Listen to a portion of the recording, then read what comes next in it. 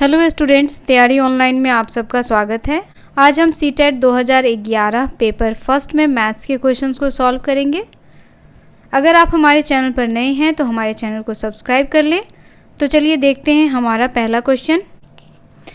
पहला क्वेश्चन है हमारा, एक आयत की लंबाई L है और उसकी चौड़ाई लंबाई आधी है, यानी लंबाई से आधी है।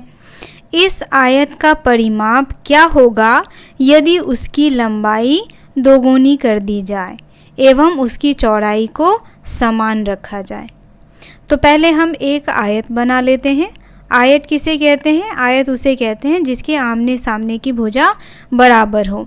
अब यहाँ कह रहा है कि आयत की लंबाई कितनी है। आयत की लंबाई दे रखा है L।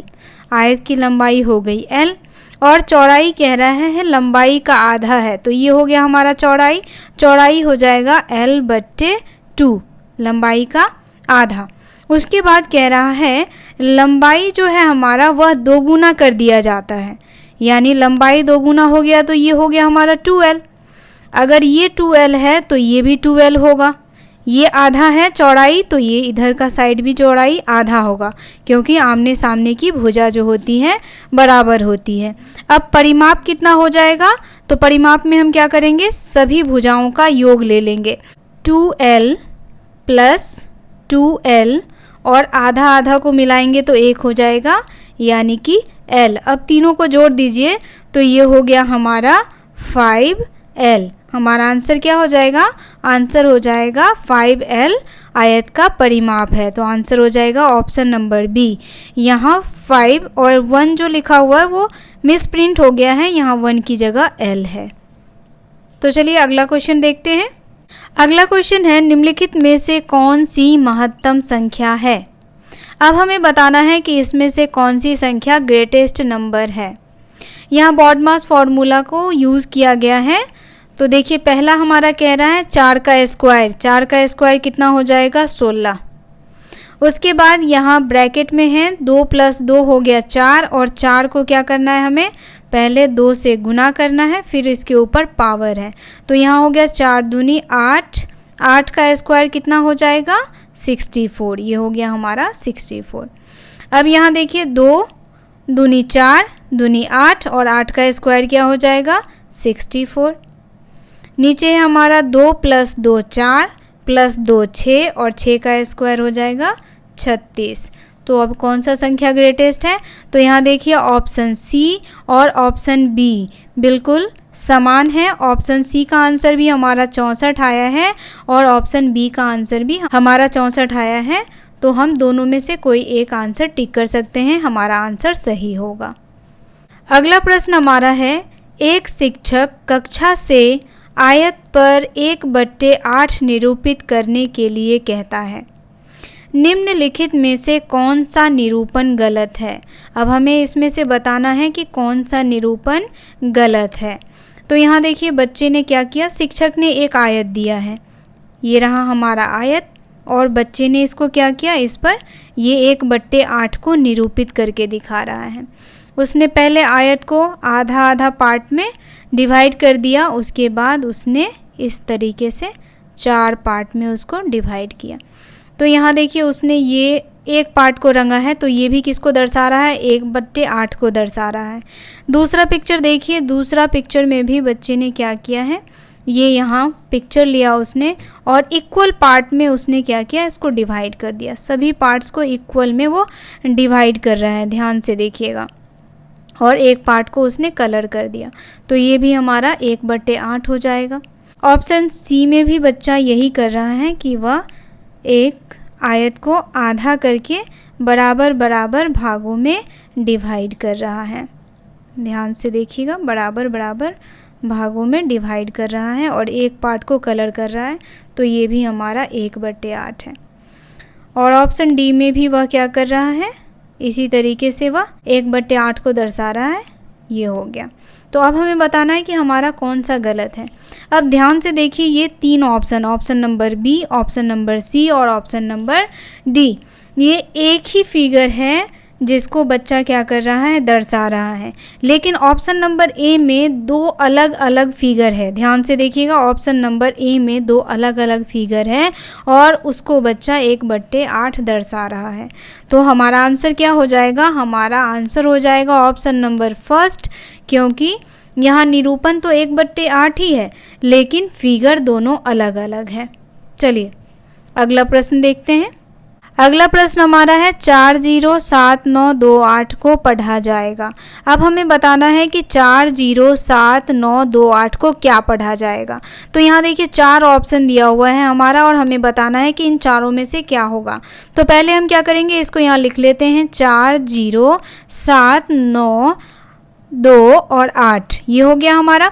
अब यहाँ 8 है इकाई के स्थान पे है, 2 दहाई के स्थान पे है, 9 सैकड़ा के स्थान पे है, 7 हमारा हजार के स्थान पे है, 0 10,000 के स्थान पे है और 4 जो है हमारा वह लाख के स्थान पे है। तो सबसे ज़रूरी बात यहाँ है कि हम देखेंगे कि 4 जो है लाख स्थान पे है, तो कौन सा ऑप्शन 4 को लाख के स्थान पे बता रहा है ये देखेंगे।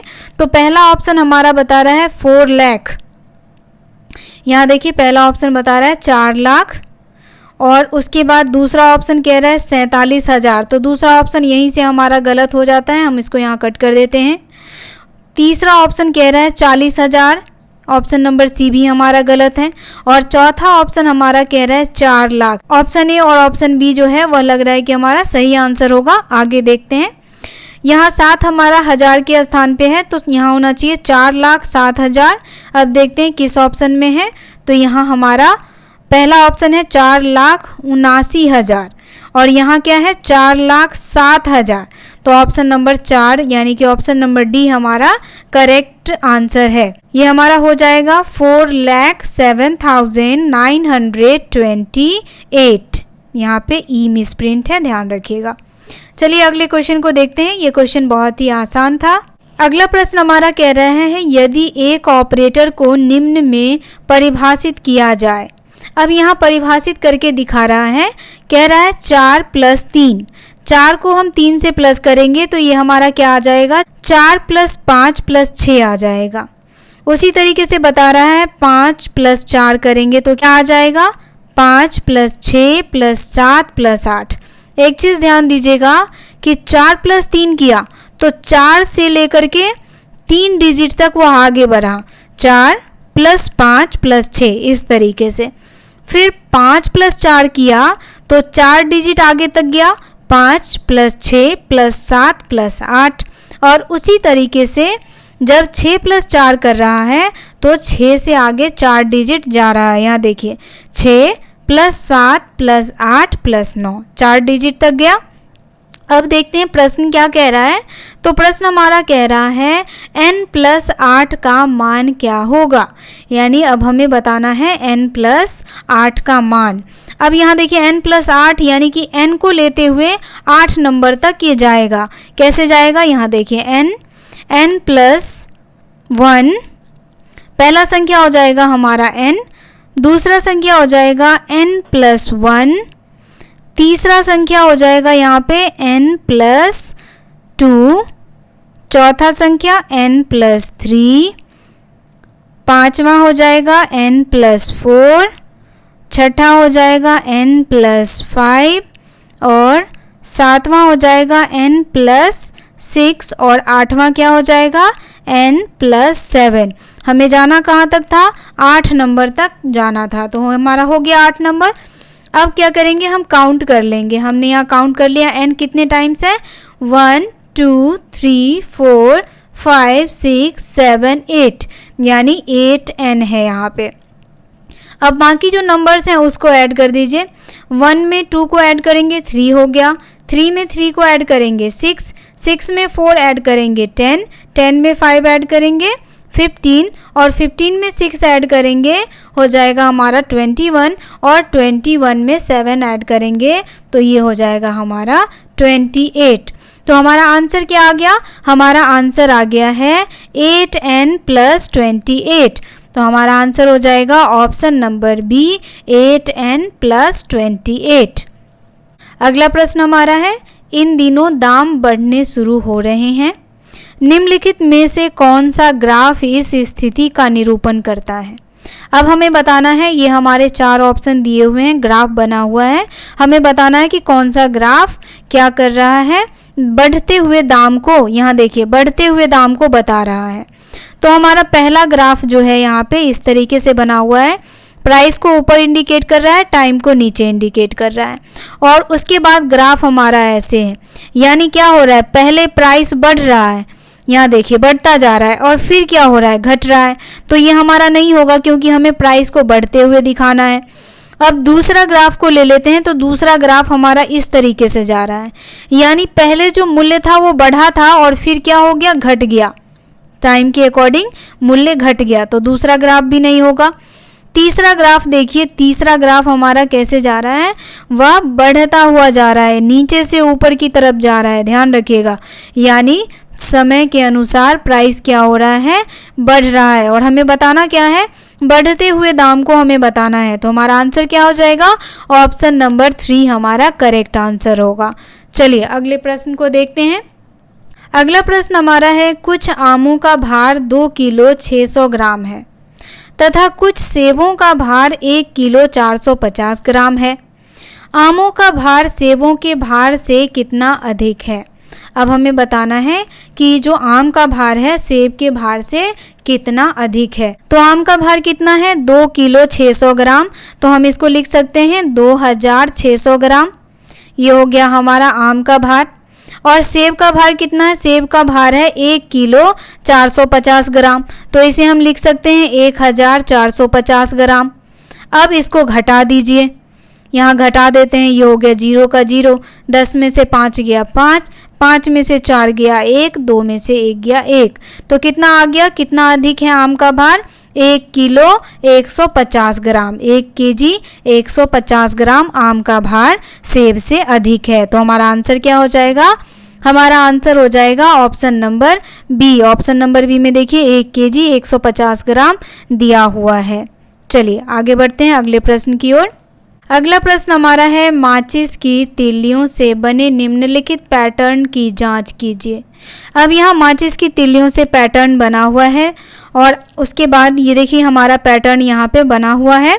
आगे क्वेश्चन कह रहा है, यदि पैटर्न निरंतर जारी रहता है, यानी कि पैटर्न इसी तरीके से आगे बढ़ता जा रहा है, तो 15वें चरण के लिए कितनी तिल्लियों की आवश्यकता होगी?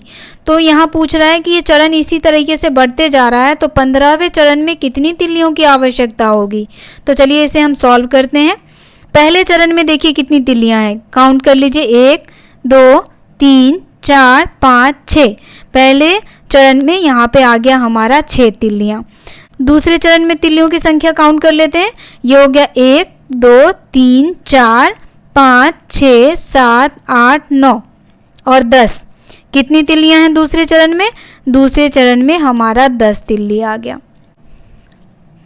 तीसरे चरण में तिल्लियों की संख्या हो गई 1 2 3 4 5 6 7 8 9 10 11 12 13 14। तो तीसरे चरण में 14 तिल्लियां हैं। तो इसी तरीके से आगे बढ़ता जाएगा। आप एक चीज़ और ध्यान दें, यहाँ पे ये जो एक आगे की तिल्लियां हैं उसमें 6 तिल्लियां ऐसे के ऐसे रहती हैं, और पीछे से सिर्फ 4 तिल्लियों का ही पेयर आ रहा है। ये हमें ध्यान रखना है कि एक आगे की जो तिल्लियां हैं वह पूरे 6 हैं, बाकी पीछे की जो तिल्लियां हैं वह 4 में ही निरूपित हो रही है। अब हमें जाना कहाँ तक है? तो हमें जाना है 14 चरण तक। पीछे से कितनी तिल्लियां आ रही हैं? तो 4 तिल्लियों का ही पेयर बन रहा है, और बाद में जो एक और जो सबसे अगला तिल्ली है उसका 6 पेयर बनता हुआ आ रहा है। तो यहाँ क्या हो जाएगा, 14 चौका 56, और 56 में 6 को जोड़ देंगे तो ये कितना हो जाएगा हमारा 62। यानी कि जो हमारा 15वां चरण होगा उसमें तिल्लियों की संख्या 62 होगी। तो हमारा सही आंसर हो जाएगा ऑप्शन नंबर डी। अगला प्रश्न है, एक समचतुर्भुज के विकर्णों की लंबाई 8 सेंटीमीटर और 6 सेंटीमीटर है। इसका परिमाप बताइए। अब हमें क्या करना है, विकर्ण का परिमाप बताना है। तो समचतुर्भुज कैसा होता है वो देखिए, मैं यहाँ पे आपको फिगर बना के बताती हूँ समचतुर्भुज का। ये हो गया हमारा समचतुर्भुज। समचतुर्भुज जिसको हम कहते हैं रोम्बस, ध्यान रखिएगा, रोम्बस भी स्क्वायर की तरह ही होता है, बस स्क्वायर सीधा होता है और रोम्बस थोड़ा तिरछा होता है। इसके भी सभी साइड्स बराबर होते हैं, जैसे स्क्वायर के सभी साइड्स बराबर होते हैं। अगला प्रश्न है, एक समचतुर्भुज के विकर्णों की लंबाई 8 सेंटीमीटर और 6 सेंटीमीटर है, इसका परिमाप बताइए। अब हमें विकर्ण का परिमाप बताना है। अब हमें समचतुर्भुज का परिमाप बताना है। तो समचतुर्भुज देखिए इस तरीके से होता है। समचतुर्भुज के भी सारे जो भुजाएं हैं वह समान होता है और इसका विकर्ण जो होता है वह 90 डिग्री पर एक दूसरे को कट करता है, यानी समकोण डिग्री बनाता है। यहाँ देखिए यह भी स्क्वायर की तरह होता है, जिस तरह स्क्वायर के सभी भुजाएं बराबर होती हैं उसी तरह से रोम्बस की भी सभी भुजाएं बराबर होती हैं। अब हमें दिया हुआ है क्या, रोम्बस का विकर्ण दिया हुआ है, ठीक है। तो रोम्बस का विकर्ण दिया हुआ है 8 सेंटीमीटर और एक दिया हुआ है 6 सेंटीमीटर। और जैसा कि हम जानते हैं कि ये 90 डिग्री पर एक दूसरे को कट करता है, तो इसका जो विकर्ण होगा वह बराबर बराबर भागों में बढ़ जाएगा।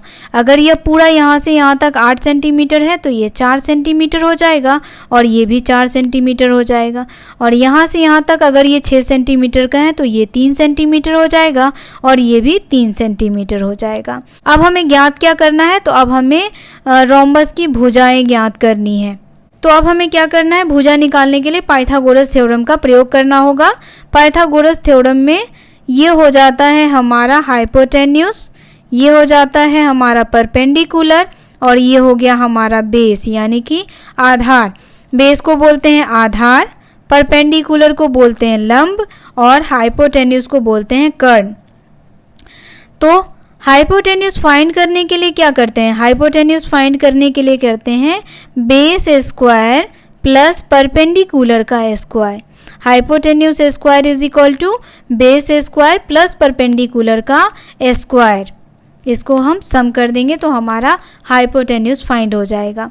और यहाँ देखिए इस पिक्चर को ध्यान से देखिए जो मैंने रोम्बस का बनाया है, इसमें हमारा बेस दिया हुआ है, परपेंडिकुलर दिया हुआ है। हमें फाइंड क्या करना है, हमें फाइंड करना है हाइपोटेन्यूस।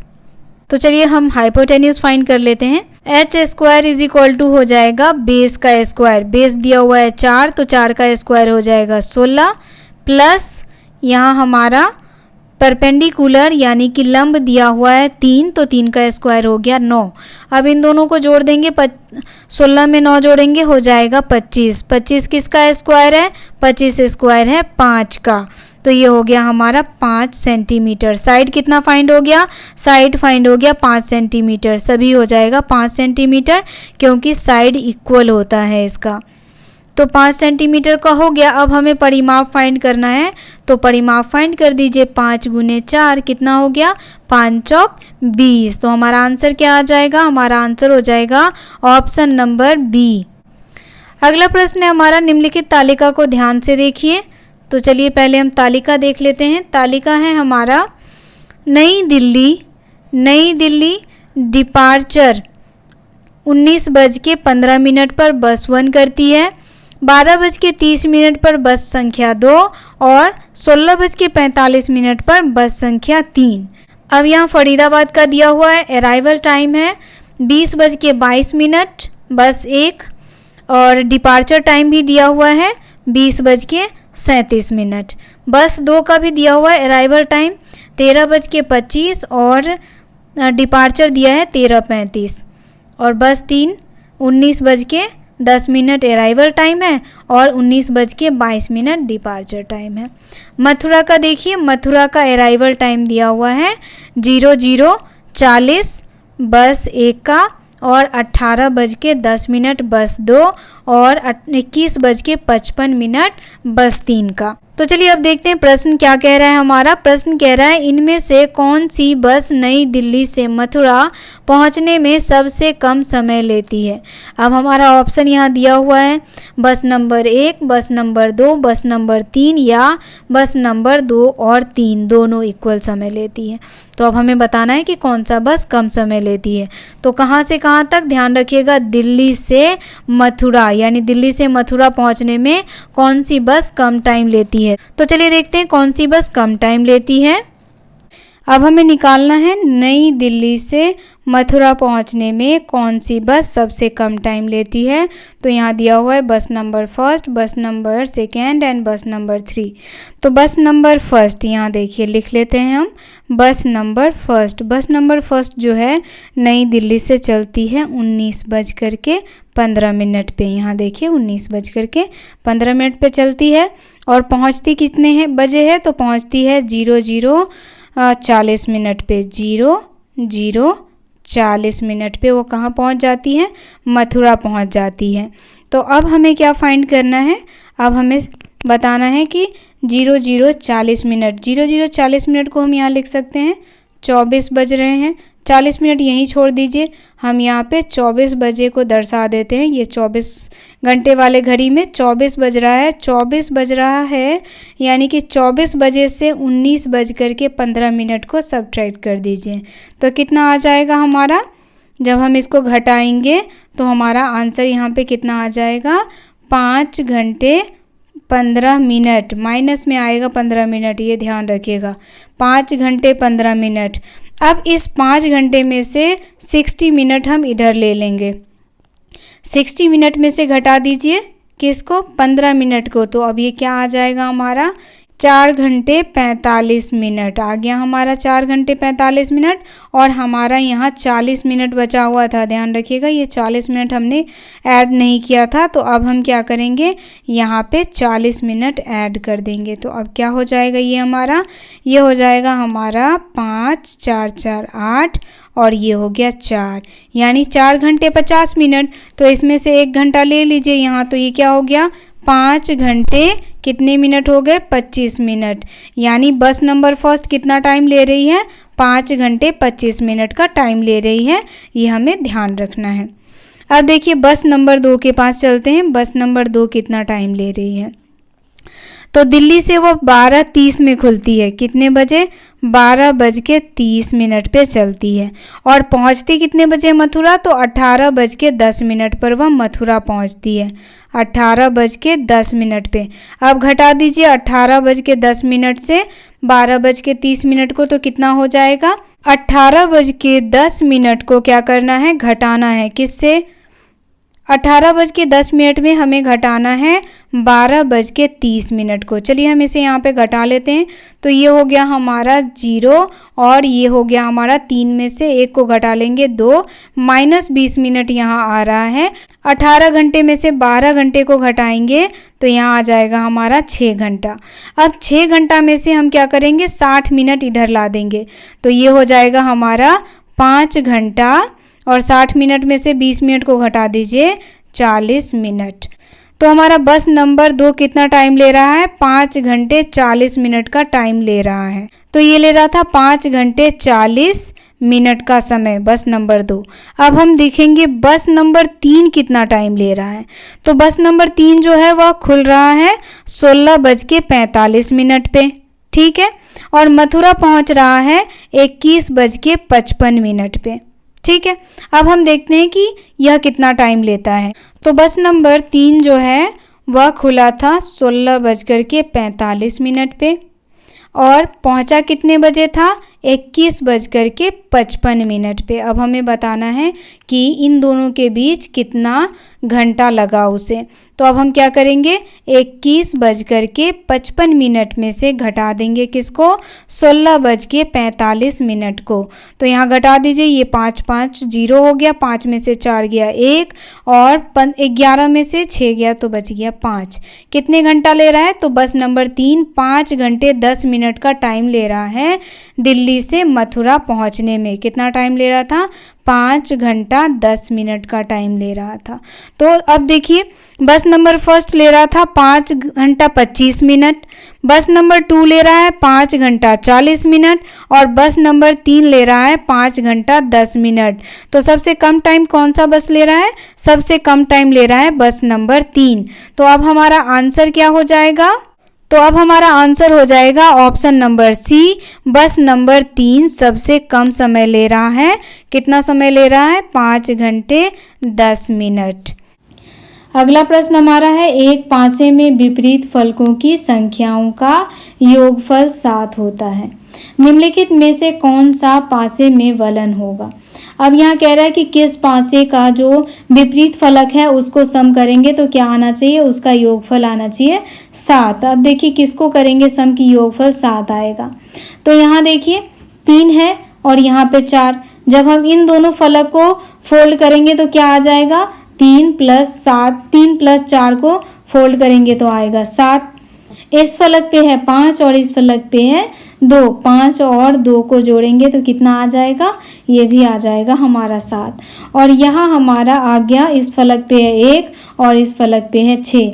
1 को 6 से प्लस करेंगे तो क्या आ जाएगा? 7। और हमें पूछ क्या रहा है? हमें पूछ रहा है कि विपरीत फलकों की संख्याओं का योगफल क्या होना चाहिए? 7 होना चाहिए। तो हमारा आंसर क्या आ रहा है?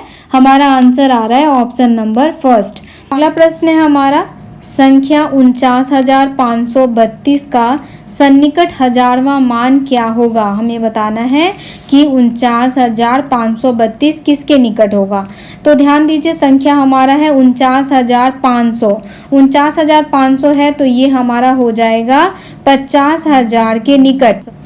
अगर हमारा संख्या होता 49,422 या 432 तो ये किसके सन्निकट होता? तो यह होता हमारा 49,000 के सन्निकट। ठीक है, यहाँ राउंडेड फिगर बताना है तो 49,532 50,000 के निकट है। तो हमारा आंसर हो जाएगा option number 4। Option number D हमारा करेक्ट आंसर है 50,000। अगला प्रश्न हमारा है, हिंदू अरबी संख्यांकन पद्धति में 4 अंक वाली कितनी संख्याएं हैं?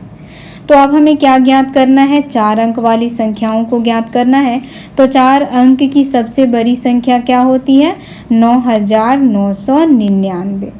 और 4 अंकों की सबसे छोटी संख्या होती है 1,000। ये हो गई हमारी 4 अंक की सबसे बड़ी संख्या और 4 अंक की सबसे छोटी संख्या। अब हमें 4 अंकों की संख्या फाइंड करनी है कि इसके बीच में कितनी संख्याएं आती है। 4 अंकों की सबसे बड़ी संख्या 9,999 में से 1000 को घटा देंगे, ठीक है, और उसमें 1 जोड़ देंगे, हमारा आंसर फाइंड हो जाएगा। चलिए घटा देते हैं। 9 में से 0 गया 9, 9 में से 0 गया 9, 9 में से 0 गया 9 और 9 में से 1 गया 8। और 8 में हमें क्या करना है? अब 8,999 में 1 प्लस कर देना है। चलिए प्लस कर देते हैं तो क्या हो जाएगा? ये हमारा 9 में 1 जोड़ेंगे 10, 9 में 1 10, 9 में 1 10 और 8 में 1 जोड़ेंगे 9। तो संख्या क्या फाइंड हो रहा है? 9,000। तो हमारा आंसर क्या हो जाएगा? ऑप्शन नंबर 4 डी हमारा आंसर है 9,000। अगला प्रश्न हमारा है, ये हमारा पिक्चर दिया हुआ है, यह एक इकाई का 3/4 भाग है। तो पूछ रहा है हमसे 1.5 क्या होगा? अगर एक इकाई का या 3/4 है तो 1.5 क्या होगा? तो पहले यहाँ देखिए, एक इकाई का कितना है? ये 3/4। अब यहाँ घटा लीजिए तो ये कितना बच जाएगा? 4 में से 3 जाएगा तो 1/4, ठीक है। तो यहाँ जो हमारा ये पिक्चर दिया हुआ है उसका ये देखिए, ये पार्ट और ये पार्ट मिलाएंगे, ये दोनों पार्ट क्या है? आधा है। ये आधा आधा पार्ट दिया हुआ है यहाँ पे। अब हम इसको मिलाएंगे तो ये पूरा पार्ट हो जाएगा। तो 4 इकाई बराबर 4 तो 1 इकाई हो जाएगा। तो यहाँ पे वही पूछ रहा है कि 1.5 इकाई का क्या होगा? तो हमारा आंसर हो जाएगा ऑप्शन नंबर 3 1.5 इकाई का, ये हमारा आंसर हो जाएगा, ठीक है। तो चलिए आगे बढ़ते हैं, अगले क्वेश्चन को देखते हैं। अगला प्रश्न है हमारा, दी गई आकृति समान आकार के 5 वर्गों से मिलकर बनी है। आकृति का क्षेत्रफल 180 वर्ग सेंटीमीटर है। तो आकृति का परिमाप सेंटीमीटर में क्या होगा, हमें फाइंड क्या करना है, आकृति का परिमाप फाइंड करना है। और यहाँ 5 आकृतियाँ दी हुई हैं और पांचों आकृति का क्षेत्रफल दिया हुआ है कितना, 180 सेंटीमीटर स्क्वायर। ठीक है, तो हम एक आकृति का क्षेत्रफल निकाल लेंगे, 5 से इसको डिवाइड करके, डिवाइड कर दीजिए, कितना हो जाएगा, 5 तिया 15 और 5 छक 30। तो एक आकृति का क्षेत्रफल कितना आ गया, 36 सेंटीमीटर स्क्वायर आ गया। और आकृति जो हमारा है एक, वह कैसा है, वर्गाकार आकृति है, यानी कि इसका सभी साइड क्या होगा, बराबर होगा। अगर एक साइड ए होगा तो दूसरा साइड भी ए होगा, तीसरा साइड भी ए होगा और चौथा साइड भी ए होगा। तो एक आकृति का क्षेत्रफल अगर दिया हुआ है 36 सेंटीमीटर स्क्वायर, तो एक साइड कैसे फाइंड करेंगे, तो क्या होता है हमारा ए स्क्वायर बराबर कितना हो जाएगा, 36। ए स्क्वायर बराबर 36 है तो ए कितना हो जाएगा, ए बराबर √36। अब 36 किसका स्क्वायर है, तो 36 जो है वह 6 का स्क्वायर है। तो निकल गया, यहाँ तक हमारा साइड क्या निकल रहा है, 6 निकल रहा है। तो साइड निकल गया हमारा कितना, 6 सेंटीमीटर। अब साइड्स लिख दीजिए यहाँ पे, 6 सेंटीमीटर, 6 सेंटीमीटर, 6 सेंटीमीटर। अब जितने साइड्स हैं सभी जगह पे यहाँ पे लिखा जाएगा 6 सेंटीमीटर। ठीक है, लिख देते हैं हम। और हमें क्या करना है, परिमाप ज्ञात करना है। परिमाप ज्ञात करना है मतलब कि जितने साइड्स हैं सभी का सम ज्ञात करना है। तो अब गिन लीजिए कितना 6 है, 1 2 3 4 5 6 7 8 9 10 11 12। तो 6 की संख्या कितनी है, 12 है, तो 6 को गुना कर दीजिए 12 से, तो कितना हो जाएगा, 12 छक 72। तो हमारा आंसर क्या हो जाएगा, 72। हमारे इन सारे वर्गों का परिमाप क्या आ गया, 72। अब यहाँ देखिए ये ऑप्शंस जो हैं वह मिसप्रिंट हो गया है, सारे ऑप्शंस गलत हैं। हमारा आंसर क्या हो जाएगा, 72। ध्यान रखिएगा, हमारा आंसर होगा 72। तो आज का वीडियो यहीं समाप्त होता है। मिलते हैं अगले वीडियो में बहुत सारी जानकारियों के साथ। आप सबका बहुत बहुत धन्यवाद।